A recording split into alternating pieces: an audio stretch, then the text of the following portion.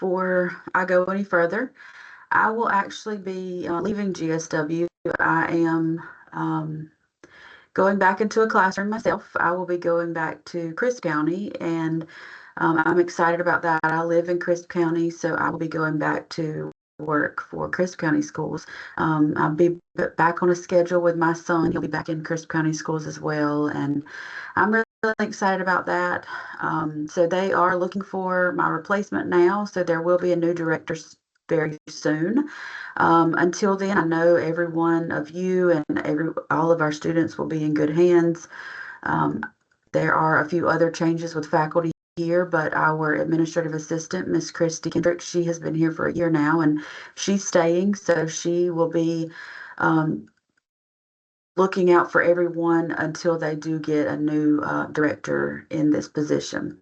So I did want to make that announcement real quick. So after tomorrow, I will not be here. So if you do have any questions about any of this orientation, I will, before I get finished today, I will put Miss Christy Kendrick's email in the chat box, but she will also be reaching out to everyone anyway, so you'll have her email if you haven't already received emails from her. All right, so let's go ahead and move through this. I just mentioned Miss Christy Kendrick. She is the administrative assistant here in the clinical office. Also, Dr. Rachel Abbott is our dean. She's also serving as our provost for GSW right now, so she's back and forth from our building at the College of Education over to the President's building. She's been back and forth for the past few months. She's been serving as both provost and dean. We also have, I don't have him listed on here, but Dr. Pritchett, Dr. Chris Pritchett, he is our assistant dean, and he's been taking on more roles now since Dr. Abbott is serving as provost as well. So we also have some full-time faculty and part-time faculty that serve as clinical specialists and university supervisors. Those are the people that come out and visit the student teachers while they're in your classrooms. So some of those people that you see come out will be some of our full-time faculty members, but we do also have some part-time faculty members that just do that. They just go out into the schools. So we have in the past year, we have had some updates from the PSC, some standard changes that we've had to go through, and also some USG requirements that we've had to meet in the past year. We did have to start a new mentor teacher database last year because to reflect some of these changes. That database has been building over the past year, and some of you may have already filled out our new mentor teacher application within the last year. But if you have not filled out our new mentor teacher application that we started last year, Miss Christy Kendrick will be sending you a link to that new mentor teacher application if you don't mind filling that out. It's very brief. It won't take you but just a few minutes to fill that out. So if we do not have one on file for you, she will send that to you very soon.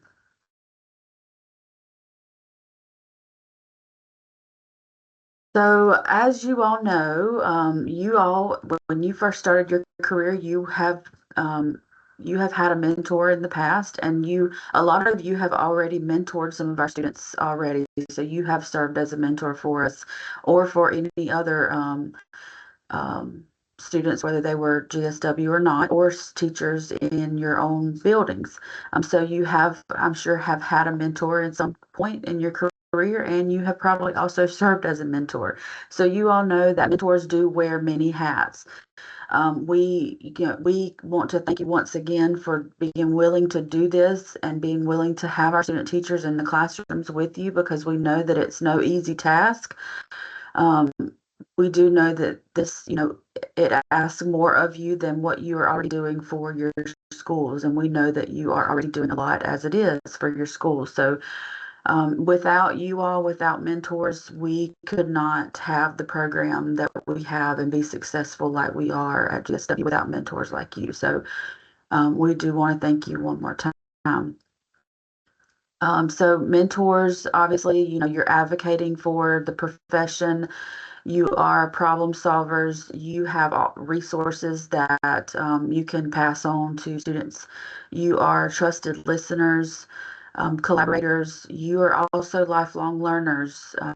You obviously are teachers, teach your students in your classroom, plus you help teach our student teachers that come in and work with you throughout the year. And also you are like a coach and a facilitator. So this digs a little bit deeper into like your interaction and support with some student teachers. So some instructional support, you'll be giving information about your teaching strategies, the instructional process, and or content. Throughout the year, they will be learning all of these strategies, processes from you as they watch you and you guide them throughout the year. You're also going to give them information about your school system that you work for. Most of these student teachers have chosen this school system because they want to work for the school system at some point in their career. They have either it's from, in an area that they live, or they've heard good things about your school system. So most of the schools are on their list because they want to eventually work for your school system. So you will help them understand some procedures and guidelines related to your school and your school district. You provide those resources, you help them figure out how to collect, disseminate, and locate resources. A lot of times they, get into a classroom and they don't know how to locate resources that they could use for those lesson plans, and that's something that they may ask you to help them with. A lot of our teachers, student teachers, they know teachers pay teachers. I could just go to teachers pay teachers and find anything. Well, that's true. You can just about find anything nowadays on teachers pay teachers, but there's so many other resources out there that you all know of that you can help them with besides just teachers pay teachers. Emotional support, that's a huge thing right now for everyone. Since COVID, the emotional support we have had to give more emotional support to our student teachers than ever, I think. We empathetic listening, sharing experiences, telling them that, today might be a not so great day, but tomorrow will be a whole new day. Going through their coursework here is one thing, but then once they get out into the field and they see what it's really like to be in the shoes of the full-time teacher, they do sometimes need that support, and sometimes they just need to talk through things with you and hear your experiences and the things that you have been through, and that basically tomorrow is another day. Also, a big thing that you all are going to be helping them with throughout the whole school year, is management, classroom management, behavior management, just managing and organizing the school day and organizing and managing your classroom as a whole and behavior. We all know that, as student teachers, classroom management, behavior management, and those are things that they struggle with the most, just because they haven't been, able to manage a classroom by themselves for a long period of time yet. So that is something that they will be watching you do, manage your classroom. And hopefully when they start taking over and teaching a good bit, they will be able to use some of the strategies that they see you using, and as well as some strategies maybe they have come up with to try to manage and organize their teaching. Also, another thing that our student teachers could possibly struggle with would be parental involvement, just because they haven't been in a classroom long enough to really get in touch with parents, get to know parents. Whenever they've done their field experiences, they've been out there for a few weeks during each semester, but that really hasn't been a lot of time and enough time to actually do any kind of parental involvement engagement. So they will be, learning a whole lot from you this year about parental involvement and engagement and how they can improve those skills. And also disciplinary, that goes back to management, classroom management, behavior management, those things. They're going to be watching you, learning from you all year about behavior management. All right, real quickly, I'm going to read our mission statement here in the College of Education. We do this for every orientation. We want to make sure we get our mission statement out there. Our mission is to prepare effective teachers who demonstrate the essential knowledge, skills, and dispositions necessary to promote student achievement. And these are our four key concepts of our conceptual framework. And then this is 10 of the student learning outcomes that our students will be going through throughout their program here at GSW. Once they get ready to graduate and they're doing their student teaching semester, whether that be the fall semester or the spring semester, they will actually do a summative portfolio that will cover all 10 of these standards. So you will probably hear them talking about their student teaching portfolio that they have to do. They will be providing artifacts and narratives about all 10 of these standards and how they have met these standards through their student teaching semester. So prerequisites of student teachers here, they have to have a pre-service certificate, and all of the students that are coming to your classes already have their pre-service certificate. The pre-service certificate is issued by the Georgia PSC, and that covers their background check, so that's all been done already. They all have their pre-service certificates up to date. They also are required to have liability insurance as a GSW student, so this covers them in the classroom, in the school system. Most of our student teachers have liability insurance through PAGE. We have a PAGE representative that comes here and talks to them about the PAGE membership. So a lot of them do purchase that PAGE membership. There may be some that have GAE or any other companies. We do allow any company or any membership, but most of them, I would say probably 95% of our students have PAGE, Professional Association of Georgia Educators memberships, just because we do have that PAGE representative that comes here and pushes their memberships. But they will all have liability insurance. We do make them submit their membership card proving that they have the liability insurance. We make them submit that in the system before they start pre-planning. Opening school experience is part of the student teaching practicum. So it's always done at the beginning of the school year for whatever school year that they are going to be student teaching. So all of our fall 25 and spring 26 student teachers will complete opening school experience starting at pre-planning, like next week or the next week. I know most schools are starting back pre-planning in the next couple of weeks. So our student teachers are also starting that. They all had opening school experience with me this week. Our traditional students had their orientation for opening school experience with me on Tuesday. We went through all of the things that they're going to be expected to do during the opening school experience. And I'll talk a little bit more about that and what it looks like in just a few minutes. They're also going to have a student teaching orientation. Our fall student teachers will have their orientation in August, and our spring student teachers will have their orientation either in December or January, depending on the new director and how they want to organize that. They may do it in December before they leave for break, or they may wait until the beginning of January and do their orientation.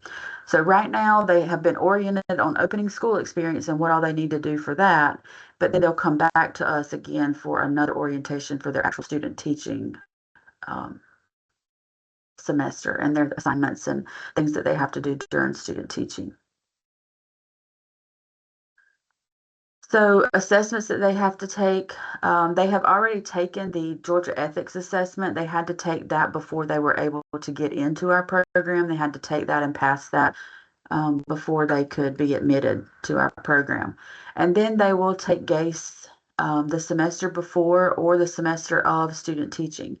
As of July 1st, we have a new GACE. I know you all probably have heard, and probably yourself, when you took the GACE, there were two parts of the GACE for any major. Now they are changing.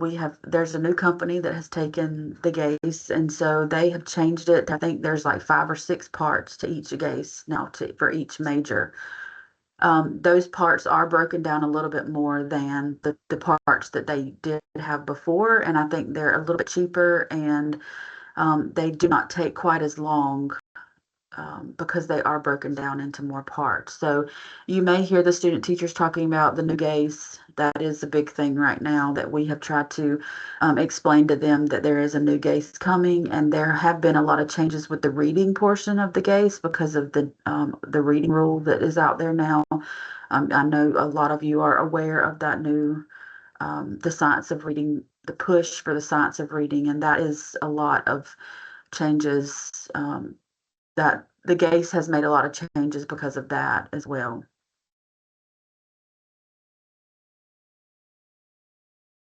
All right, so we use Student Learning and Licensure. It's put out by Watermark. We use that as our platform that our student teachers and our mentor teachers submit their time logs, and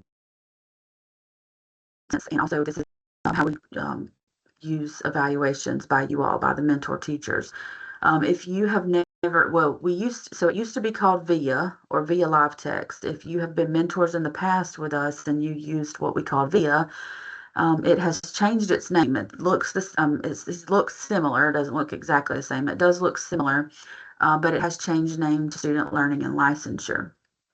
We abbreviate that SLL. The website for that is sll.watermarkinsights.com. Whenever we go to put you all in the system as mentors, Watermark usually sends you an email with a link saying that you have been added to a course or a group, or you've been added as a mentor or something. It sends an email along the lines of that. I'm not sure exactly how it's worded, but it does send you an email with a link to get in. However, if for some reason you do not get that link whenever you're added, you can go to this website, sll.watermarkinsights.com, and you can just click Forgot Password. You'll use your school email address, and they will send you a link to log in and change your password. So you will be using Student Learning and Licensure to evaluate the student teachers and to approve their time logs that they put in. I'll show you what it looks like for those of you that may have never used it before. I have it pulled up. This is just the home page when you go to sll.watermarkinsights.com, and here your email address will be your school email address. And after you went in, they usually prompt you to change your password to something that you want to change it to, and you would be able to enter your password here. Like I said, if you do not have a password, if you've never logged in, or if you can't remember your password, then you can just click Forgot Password and use your school email address for them to send you a link. So once you sign in, you'll see a page similar to this. And right now, all of your student teachers will have a group called 2526 Opening School Experience. So when they start pre-planning with you, they will have to go in this group and log their hours. There's also assignments in here for them. I think you, as the mentor teacher, will be able to see these assignments, but you don't have to worry about them. The student teacher will have their SLL account that they put the assignments in. The only thing that you would need to do in this group is go down to the evaluation. So after they have been with you all for pre-planning and the first few days of school, we ask that you go in and complete this evaluation for them for that opening school experience course. So it's titled Evaluation Completed by Mentor Teacher. You click on that, and this would be your student's name. I just put my name in with one of the students to show you all what it looks like, but your student teacher's name would be here. You would click on that student teacher's name, and on the side, you'll see a rubric. To open up the rubric to actually read it, you can click View Rubric Details, and you can read through the rubric. You can make comments if you would like. And then once you click on all of the options, all of the elements, then you close that, and it will show up here after you click it. So you'll notice it did show up once I click that. After you have filled in the rubric, you just click Submit. If you click Save, we can't see it on our side, so make sure you do click Submit after you fill it out so that it does come through on our side. Also, the student teacher will be able to see that evaluation once you finish that and click Submit. They'll be able to see the things that you have put on their evaluation. Also, during this beginning of school time, we ask that you look over their time log. So we have told them that they have to go into the log and log their time for opening school experience. They're also going to be logging time for student teaching once they start student teaching. But for right now, for the opening school experience, they're going to log 10 days, and I'll go into more detail about that in just a minute. But while you're in the SLL account doing this evaluation, if you don't mind checking their time log, and it will be under student logs. As you can tell, the student that I put myself with hasn't logged any time yet because they haven't started pre-planning yet. But once they do log their time, it will show up here on their time log. And then on the side, you'll see a check mark or an X to either approve or deny their time log that they have entered. You can make comments when you approve it, but you do not have to. So the time log will show up here, and the evaluation will show up under activities. But usually when you click on that group from the home page, it automatically shows up those activities.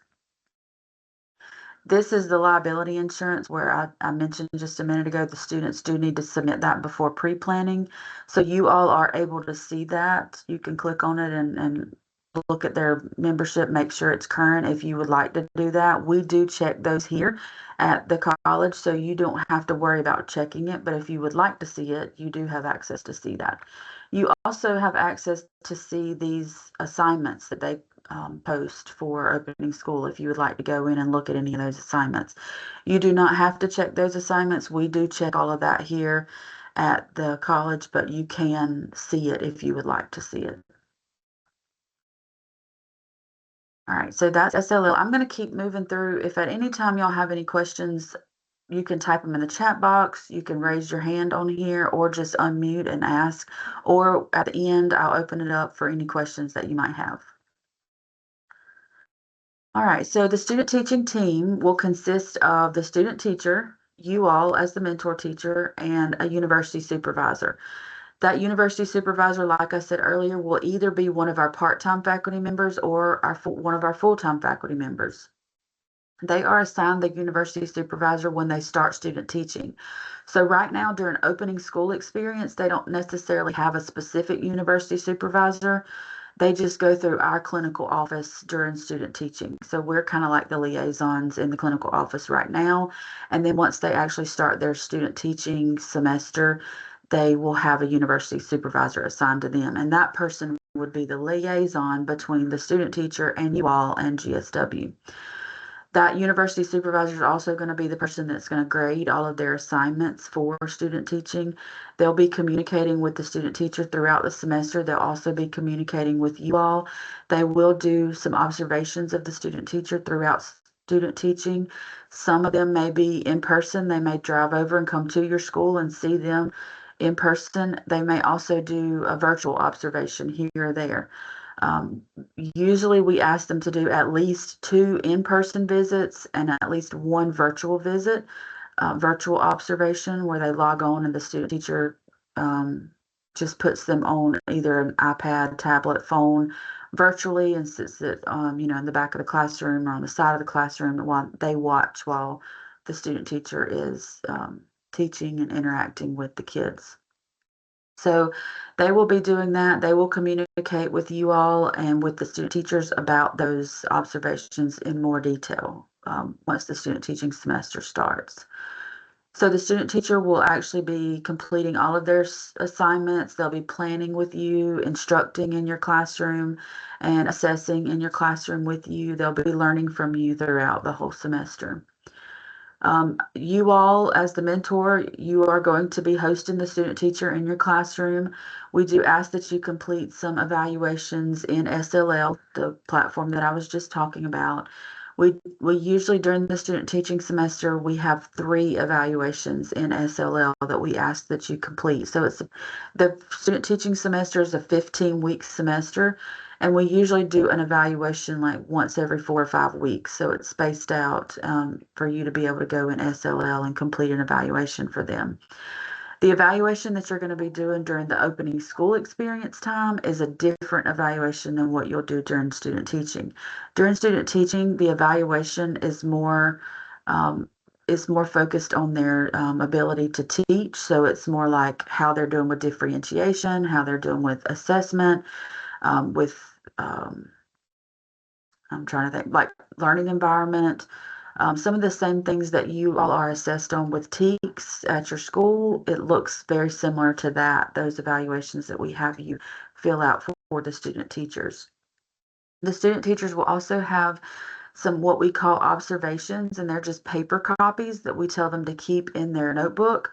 And we ask them to give you those like weekly at the end of the week and ask you to fill it out for them at the end of the week. It's just checklists. You can check off certain things, just how they've done for that week. And then the student teacher will take that back from you and put it back in their notebook and keep up with it in their notebook. And they'll also take a picture of that and post that in SLL for us to have at the end of each week. When you go in to do those evaluations during student teaching, we also ask that you go in and look at their time log for student teaching and approve those time logs. And you can approve them like at the end of 3 or 4 weeks. You don't have to go in there daily. You don't even have to go in there weekly to do it. You can do them in bulk.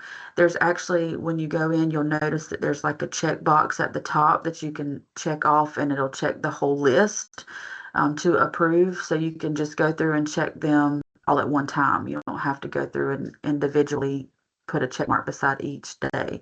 You can do it in bulk if you'd like to. Obviously, we tell the student teachers that you all as mentor teachers are going to be communicating with them throughout the whole semester. Also, you may be communicating with the mentor teachers. I'm sorry, you'll be communicating with the university supervisors and also with the clinical office.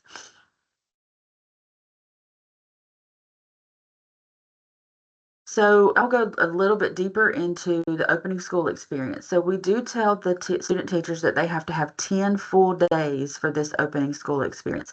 So this means if you have 4 pre-planning days, then they would be with you for those 4 pre-planning days plus 6 more days of the first days of school. If you have 5 pre-planning days, then they would be there for those 5 days plus 5 more days of the first 5 days of school. So 10 full days. Now, if they are fall student teachers, they're going to continue on. They're going to do those 10 days, but they're going to stay with you and continue with you until December. I think December 3rd is their last day of student teaching for the fall. If you have a spring student teacher, they're going to come in and do pre-planning and the first few days of school that totals 10. They'll do those 10 full days, and then they will stop. They'll come back to class at GSW for the fall, and then they'll come back to you in the spring and January for their student teaching semester. Now, some of them may come back to you, some of the spring student teachers may come back to your classroom for fall for field experience. So you may see them for 10 days of opening school experience, a few weeks in the fall for field experience for their fall classes, and then they'll come back in January to do their full student teaching experience. We do ask them that during your pre-planning and the first days of school, we do ask them to attend all the same meetings that you have to attend. We want them to see what it's really like to pre-plan. We don't want them to think that you get to work in your classroom all day long, because we all know that's not the case. We know you have a ton of meetings to go to during pre-planning. So we want them to experience that with you. We want them to go with you to any of the meetings you have to go to. If they're allowed to go, we want them to be able to go with you. We also ask them to attend open house or meet and greet, whatever you call that. We know that some of you have open house after school hours, but we do tell the student teachers that they do need to attend that with you.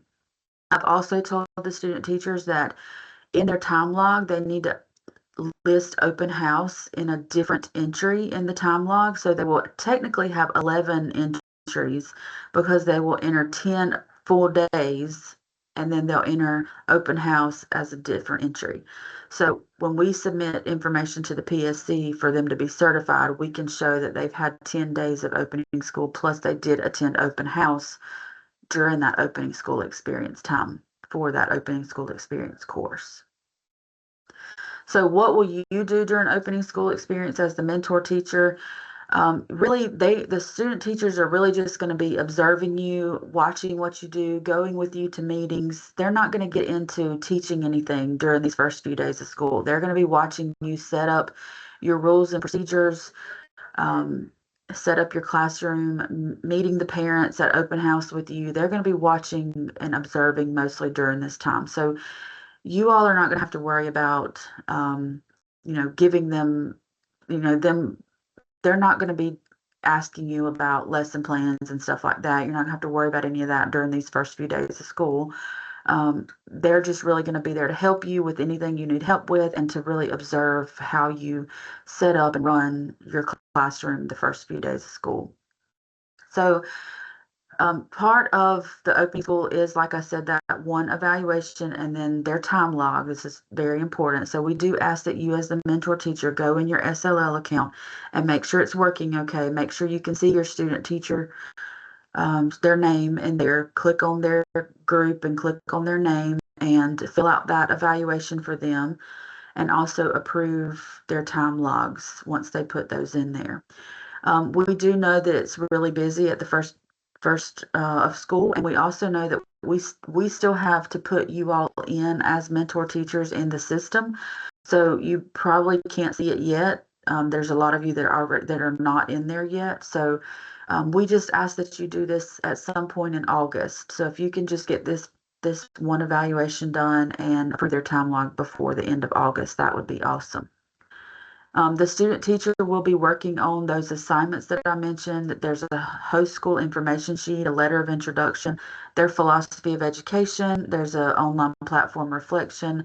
They do create a Google Classroom for student teaching specifically, and then a professional learning log that they'll be doing. Those are the things that they're going to be doing while they're out there with you and throughout August. We do give them the deadline of August 31st to have all of those opening school experience assignments done.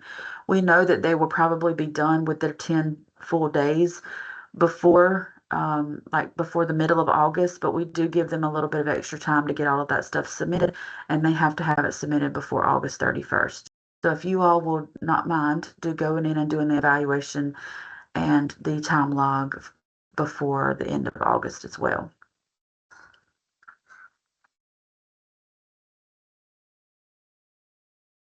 Some changes that we made to opening school experience since COVID. Before COVID, we did not do a whole lot of here in the college level, at least, we didn't do a whole lot of training on like online classrooms. But once COVID hit and the world shut down, teachers had to start using online classrooms to get their information out to parents and students and to be able to meet virtually with students to teach your students. So we have started moving more towards having them more aware and use online platforms and online classrooms. So we do have them create a Google Classroom during their opening school experience time now. And they use that Google Classroom to submit some of their student teaching assignments and things. So we do make them more aware now than before COVID about how a online platform, online classroom works. They do have a online platform reflection that they need to do during opening school experience, and they may be asking you questions about what your school uses for for an online platform, online classroom. For example, if you use Google Classroom, they may be asking you about that to be able to do their reflection for opening school experience. So the student teaching experience, I've talked a lot about the opening school experience, and that is the prerequisite for the student teaching. So it's part of the student teaching experience, but they have to get that opening school done before they can move into their student teaching experience. The fall student teachers, like I said, they will do those 10 days, but then they will continue on with you. They will not stop because they don't have to come to fall classes. They will just continue on straight into their student teaching semester after that, those 10 days. They'll log those 10 days in SLL under opening school, and then they'll have another group in SLL to start logging their student teaching days. You all will be added to a different group in SLL as well for student teaching. Right now, we're adding you to the opening school experience group, but you'll also be added to the student teaching group once they start student teaching. That will be for fall and spring. So those of you that have spring student teachers, you won't see another group show up for student teaching until like December or January. Those of you that have fall student teachers, you'll see another group show up in your SLL account sometime in the middle of August.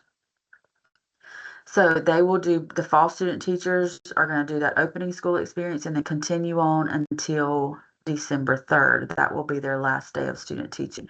If they miss any days during student teaching, we do give them 2 free days. So if they have illness, or some of them have children, their children have illness, if they have to leave to take the GACE one day, if they have to leave to go interview for a job, something like that, we do give them 2 free days, but they do have to make up any days over 2 that they may miss. So between December 3rd and the graduation date, I'm not sure exactly what graduation is in December, but however many days there is between December 3rd and graduation would be their makeup days if they have to make up any days.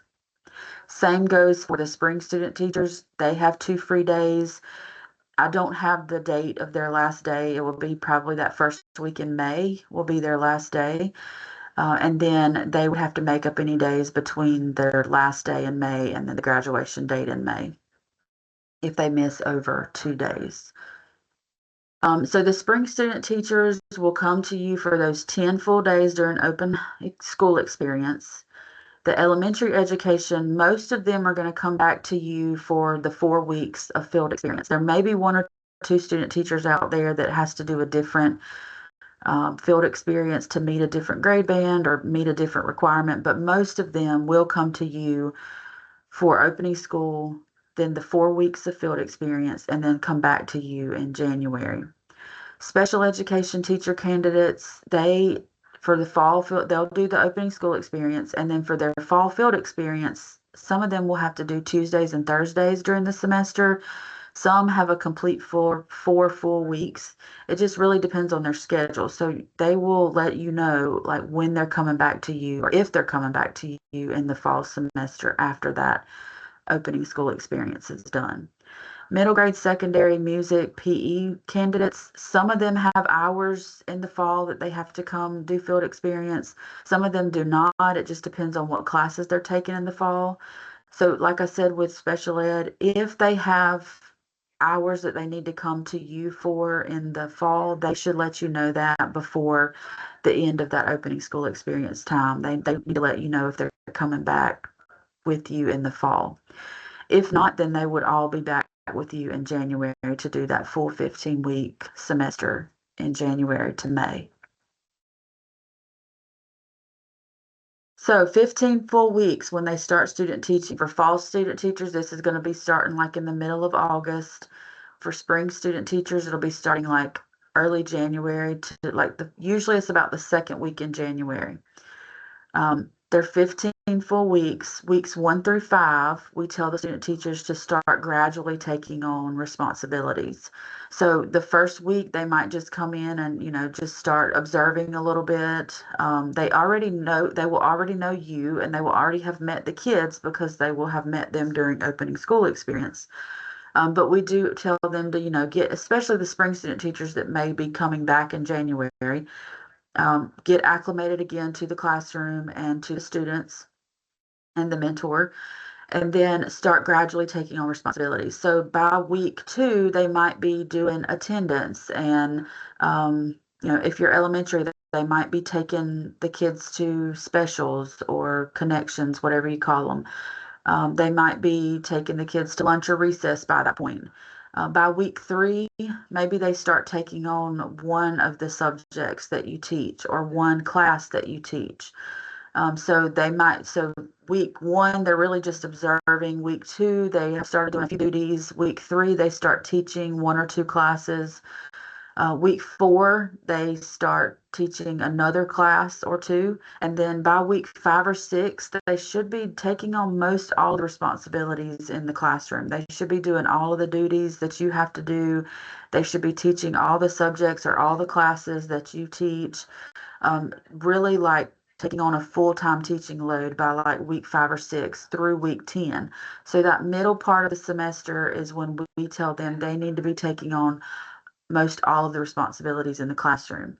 Now, we do understand that, you are the teacher of record, and you may not want to just hand over the classroom and, let them have it. We do understand that. So we do ask that if that's the case, that you do a lot of co-teaching with them, and let them teach as much as possible during that time, and let them experience what it's really like to have the classroom and teach on their own. Obviously, as you're mentoring them.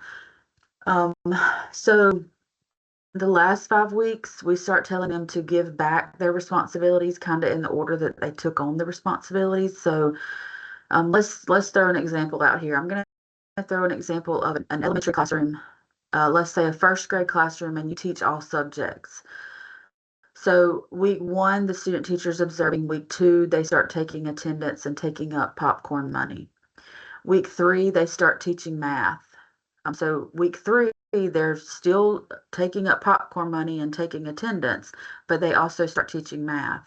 Week 4, they take on reading. So they're teaching math, reading, and they're taking up popcorn money and taking attendance. Week 5, they are taking attendance, taking up popcorn money, teaching math and reading and science and social studies now. And then week 6 through 10, they're doing all of the above. Then when the week 11 hits, they can give you back science and social studies, because that's the last thing they took on. So by week 11, they're teaching just math and reading now, and they're still doing popcorn money and attendance. Week 12, week 13, they start giving back reading, then they give back math. And then eventually by the end, by week 14 or 15, they are just only doing attendance and popcorn money now. And by week 15, they're really just there observing and finishing up anything that they have to finish up by the last week. That's an example for maybe like elementary. If you are middle grades, high school, health and PE, those of you that teach multiple classes, instead of them taking on subjects, they could take on classes. So maybe they take on, class 1 during week 2 or 3, and then they add class 2, and then they add class 3. And by the middle, they're teaching all of the classes. And then they start giving you back the classes at the end. So that's just a couple of examples. Obviously, nothing is set in stone. You make it work for you and your classroom and your student teacher. But that is just like a basic guideline that we tell the student teachers to follow, if they need that, and if you all need that as mentor teachers. The university supervisors know this as well, and so they know that during those middle weeks of student teaching, they're going to see the student teacher teaching the most. So they probably will do 1 or 2 observations during those middle weeks, because that's when they know that the student teacher will be doing the most in your classrooms. So while they are out there for student teaching, this is not including the opening school experience. This is just for their student teaching, those 15 full weeks of student teaching. They will be doing reflections. Some might be written reflections. Some might be virtual reflections, where they will log on in the afternoons with their university supervisors. They're going to be writing lesson plans throughout that 15 weeks. They're going to need to communicate with you about their lesson plans, and you all, will give them the curriculum maps and what you should be doing during what week, and they will need to turn around and, make lesson plans out of it. They can use some of your lesson plans if you have plans that the school has given you or that you have made. They can use some of those lesson plans, but we do have them write lesson plans in our GSW format as well. And they submit those to their university supervisors for their university supervisors to grade. Throughout the time, they will be doing one impacting student learning assignment. We call it the ISL, and basically that is like a pre-assessment, teach, post-assessment, and then analyze the data. That's what that ISL assignment is about. They'll be doing a few digital learning assignments. Basically, they're going to record themselves like a 3 to 5 minute video doing some kind of enrichment or remediation activity. Those digital learning assignments, they're going to be posting in that Google Classroom that I talked about earlier that they have to create. They'll post those things in there. These are things that you all are not having to grade. All of these things their university supervisors will be grading, and this is how they will get their student teaching grades for us. They do have to do that summative portfolio, like I mentioned, and that is going to take a good bit of their student teaching time. They're going to have to put artifacts in that portfolio over all 10 of those outcomes. And so that will take up a lot of their time throughout the semester to put all those artifacts in that portfolio. And they do have to write narratives about that as well and tell us how they met those standards. So that does take a good bit of their time, that summative portfolio. But those are a few of the other things that they'll do while they're student teaching. Toward the bottom of this slide, you'll see poverty simulation, co-teaching workshop, mock interviews, teacher career fair, behavior management seminar, resume workshop, and a SPED laws and policy seminar. All these things they do during their student teaching semester. We do provide these for them as part of their student teaching. They have to attend these things. They are required to attend for their student teaching grade. So there may be some days that they do not come to student teaching because they have to come to GSW for one of these events. For example, I know mock interviews are going to be November 7th. So like if you have a fall student teacher, November 7th, they would not be able to come to your classroom. They would have to come to GSW for mock interviews. They've actually all already done the poverty simulation and the co-teaching workshop. We did that with them this past Tuesday when we did orientation for opening school. So they have already done both of those. The poverty simulation was really good. I don't know if any of you have ever been through a poverty simulation, but we do have a kit that we bought for the College of Ed that we let our student teachers go through the simulation every year. Each year we do it with our upcoming student teachers.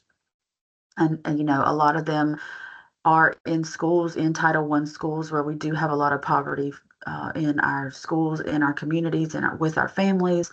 And going through that poverty simulation was very eye-opening for a lot of these student teachers. You know, they had to act like they were a family in poverty for 3 hours on Tuesday morning. And they had to go, they had play money and they had play EBT cards and things like that. They had to go, you know, figure out how they were going to get their kids to school, how they were going to get their checks cashed.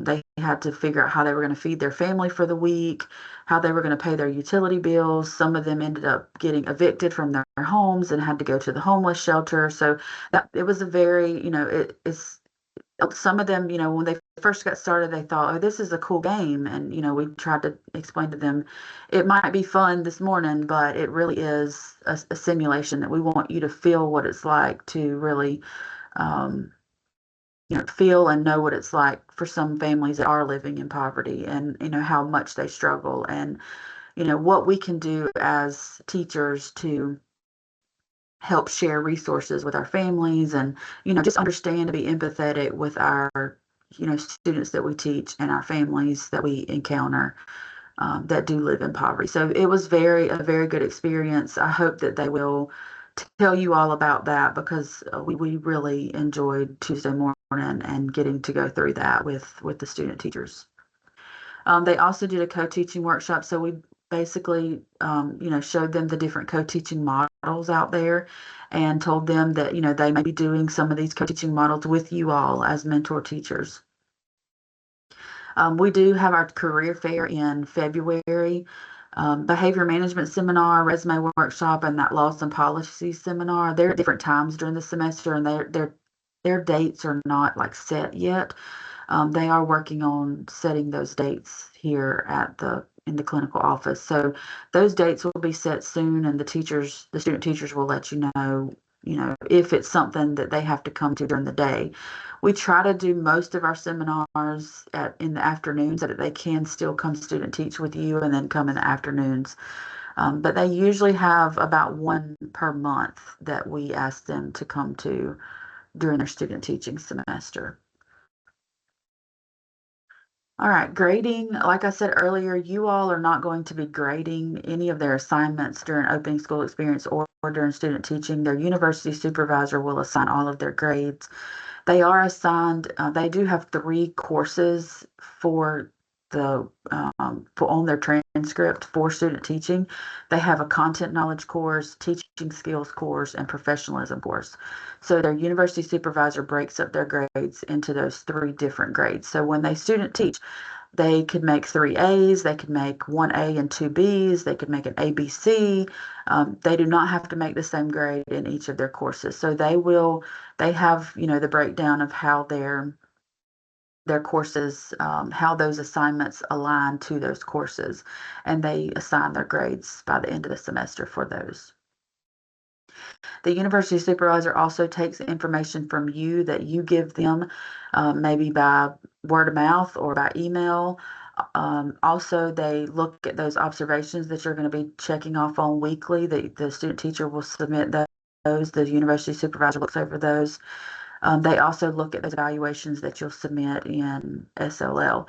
So anytime that you have any concerns about anything that the student teacher is doing, as far as what you're checking off on those observations or what you're putting in those evaluations, if there's any concerns, those supervisors can see that.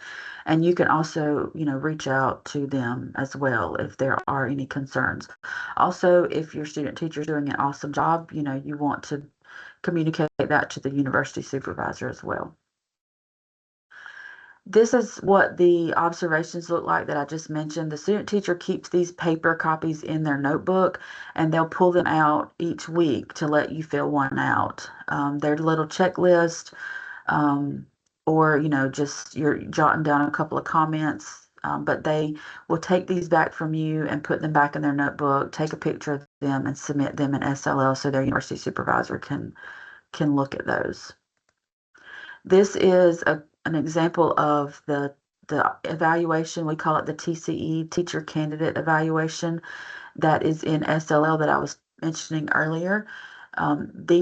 We ask you to do 3 of these during the student teaching practicum. So since it's about 15 weeks, we usually put them in like every 4 to 5 weeks and ask you to do that. So they're going to look exactly the same. They're the exact same rubric all 3 times, but we hope to see progression throughout the semester. So we hope that if you, score the student teacher at inconsistent and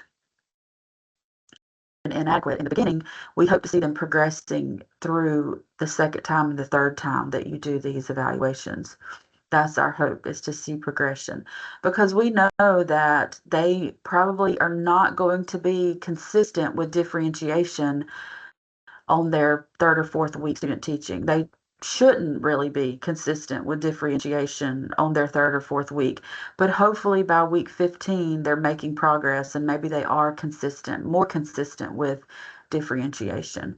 So a lot of these, like I said, are going to be based on their teaching skills and how they teach, professional knowledge, instructional strategies, differentiation. There's some on assessment, professionalism, communication, things like that. So just keep in mind, it's okay if you do not score, if they do not score 3s all the way down at the very beginning, it's okay. It's not going to count against their grade. We're hoping that they gradually throughout the semester get more consistent with each of these elements on this rubric. You don't have to make comments on every single element on the rubric when you do these rubrics. We do ask that you make maybe 1 or 2 comments for 1 or 2 of the elements, though, just so that it gives this, whether it's a comment of praise or whether it's a comment that, something that they could work on to improve for the next evaluation. So we do ask that you give a couple of comments to them so that they can read those. And also it helps our university supervisor if you do make a couple of comments. It helps them stay in the know about, some of the things that's going on, whether it's something the student teacher is struggling with or trying to work on, or if it's something that they're doing really well with. So just a little note, one reason we do these little paper observations that you check off on weekly is because we don't really want it to be a surprise whenever you go in SLL and do that evaluation in SLL for them. We want you, to communicate with them weekly about some things that they're doing really well on and some things they might be struggling with or they may need help on. We want you to be able to communicate with them throughout the semester, not just at those checkpoints of week, the 3 checkpoints that you do the evaluations. So that is one reason we give you those paper copies so that can kind of start a conversation if there's something that they do need to work on, or if there's something that they're doing really well on and you want to praise them for that. So just keep that communication, weekly is good due process for that good communication. That way that when they do look at those evaluations at those 3 different checkpoints, they will not be surprised if you do score them at a 1 or a 2 on something. Let's say you score them a 1 or 2 on differentiation, but you've already talked to them about differentiation. They already know that they can still work on some things for differentiation. So when they see that evaluation, they're not surprised that you scored them at a 2 on differentiation. We do want them to, build self-evaluation skills. So, talking to them through that and helping them understand, your thought process on why you score them at certain, areas for certain areas, helps them self-evaluate as well. This is from a couple of years ago, but it's just an example of what the student teaching calendar is going to look like. I'll put down the week that they'll be doing the assignments, and then the due date for that specific week. And then in the middle, it will say, well, not master teacher. We used to call everybody master teachers. Now with all the PSE changes, we're calling everybody mentor teachers. So the mentor teacher column will be in the middle, and this will show you what you will be doing for that week. So like I said earlier about those observations, the paper copies, I'll tell you which ones you'll do during which week, but you don't have to worry about keeping up with those. The student teacher needs to give those to you to do. But you'll notice in blue, it says teacher candidate evaluation number 1 in SLL. That's one of those checkpoints that I mentioned earlier. That will be in the SLL account for you to evaluate in SLL. And then on the last column, the student teacher this is what they will be completing for the week, and they will be turning in to their university supervisors. Once the semester starts, the student teachers don't have this. These fall student teachers don't have the calendars yet. Once they come to the student teaching orientation in August, they will get these calendars, and then they can share these calendars with you, or the clinical office will email you all and share these calendars with you. So struggling student teachers, if you do have student teachers that you notice are struggling and you've tried to conference with them and you just really are not seeing any improvements, please don't be afraid to reach out to the university supervisor and or the clinical office. We want to help you help them. We want to help them, even if we need to put them on an intervention plan and set goals with them, we can do that. We want to be a team, and we want to help them through, whether it be small struggles like not showing up on time or leaving early. Those small things can turn into big things. So anything that you see that, they're struggling with that they may not be improving on, please reach out to us sooner rather than later, and let us help you help them. If for some reason there's a extreme case and you've tried all you could do and we've tried all we could do and there's still no improvements, then we can assign incompletes for the student teacher, and they could just they may just have to get a different placement and try again the next semester if there's something going on that cannot be fixed, repaired. So please let us know if there's anything going on. Typically by student teaching, a lot of our student teachers have matured over the past couple of years since they've been in the program, and they know that we expect a lot of them, and they have matured and they have met us, at that level. So we typically do not have many student teachers on PIPs, but we do have that option if we need to, have an intervention plan in place with them. We can do that.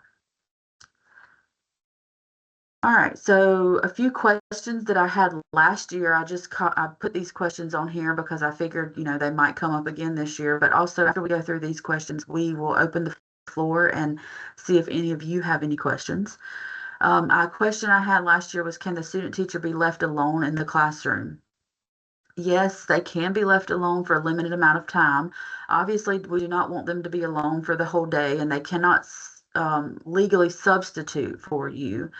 The school cannot pay them to be a substitute, but they can. But if you all have to step out for, something small or a small amount of time, that's okay. The student teacher can stay with the class as long as it's acceptable by your administration. The student teacher can also walk the students to, lunch or recess or specials or, other areas of the school, things like that. So they can do that. They can walk them there by themselves, if that's okay with you and if that's okay with administration. What if administration or would like for the student teacher to see other classes? Because obviously, the students teachers are in your building because they want to show off, because eventually they probably want a job there or somewhere else in your county. And so administration, like to see what the student teacher is doing. They may ask you what the student teacher's done throughout the semester. And sometimes I have had administration reach out and say, hey, they're in a math class, but I really want them to see a reading class too, just in case I hire them next year and I put them in a reading class. Can they go and see a reading class, or can they go and teach a reading class? And yes, we say absolutely. If y'all can work it out where they can go over to another classroom and see other classrooms or visit other classrooms or even teach some lessons in other classrooms, that's fine. We just don't want that to be the majority of their student teaching experience. We want them to be with you as the mentor teacher for the majority of their student teaching. But if it's just a few days here and there that they go over and visit other classes or teach other classes, that is okay too. And then what does the student teacher do if you, as the mentor teacher, if you're sick or take a personal or a professional day? If you are out for just a couple of days, it's fine for the student teacher to stay in your classroom and work with a substitute teacher. The school does have to provide the substitute teacher and pay that substitute teacher to be in there, but the student teacher can stay and teach the class and go on like normal with the substitute in there. If you're going to be out for longer than just a few days, if you have to take a long term, if you're on a long term absence and they have to put a long term sub in the classroom, then we would have to look at getting the student teacher to be with a different mentor while you were out. That typically doesn't happen, but if there were anything that happened and you had to be on a, leave of absence for a time, just communicate that with the supervisor and they can work through that with you and with the student teacher. Anytime you have to take a professional day for any kind of training or anything, if the student teacher can go with you to those trainings, we tell the student teacher to go ahead and go. But if it's something like your school system may be paying for you to do and they're not going to pay for the student teacher to do that as well, then that's fine. They can stay with the substitute in your classroom while you go and do that professional development or training, whatever it is that you're doing. But if it's something that you're just going, you know, across the county to a different school to do some kind of training and they allow the student teacher to do that with you, then we tell them to go ahead and do that so they can get that experience with you. All right, so that is all I have right now. Do we have any questions from anybody online? I know I did record this for some people that could not make it this morning, but do we have any questions right now? You can raise your hand or type it in the chat box or just unmute and yell at me.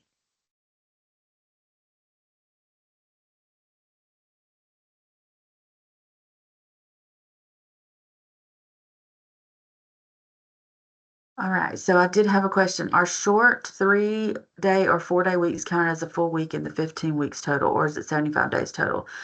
So really with the 15 weeks, you'll notice whenever your student teacher comes and they give you a copy of that calendar, some of y'all have fall break, winter break, spring break, Martin Luther King Day, Labor Day, like all those different holidays. The holidays don't count against them. So really, we don't give them a set number of days or hours to do student teaching, but they have to at least have 500 hours by the end of student teaching. But typically, they have between 500 and 600 hours after, even after y'all have the holidays. So even taking out the holidays, because we do tell them that the holidays do not count against them, but taking out the holidays, they usually have still between 500 and 600 hours of student teaching. And that is what the PSC says that they're required to have, at least 500 hours of student teaching. We don't tell the students that because we don't want them to make, when they're doing their time logs, we don't want them to fudge an hour here or there. So we don't tell them a specific number of hours. We just tell them that they have to be there for the full 15-week practicum. But by the time they're done with those 15 weeks, it usually ends up between 500 and 600 hours. And yes, I will send you all a copy of this recording. So since tomorrow is actually my last day here at GSW, and originally when I made the mentor teacher orientations, I made one for today and one for next Tuesday, and I let you all choose which one will be best for you. But since I'm not going to be here next Tuesday, I did record this so that I can send this recording to everybody that had said that they were going to log on next Tuesday. So I will send this to you all as well, so you'll have this to go back to and look at throughout the semester or throughout the year if you need to.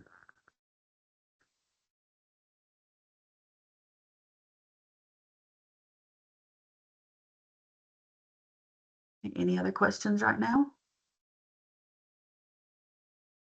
All right, I'm going to type Miss Christy Kendrick's email in the chat box. If you have any questions after tomorrow, please reach out to her.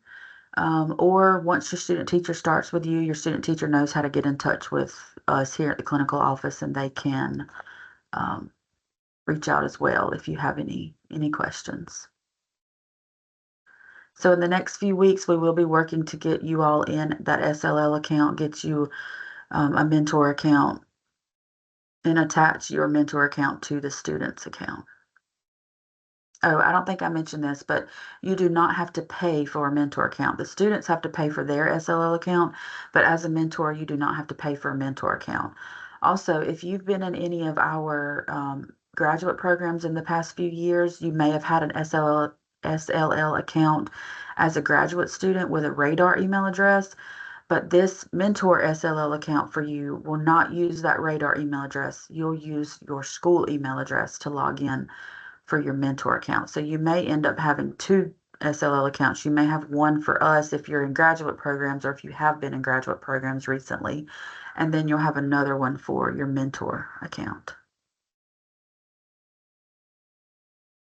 All right. Well, if there's not any more questions, then I will let you all go and enjoy the rest of your day and enjoy the rest of your summer. Thank you one more time for being willing to host our student teachers. And I hope to see you all around someday.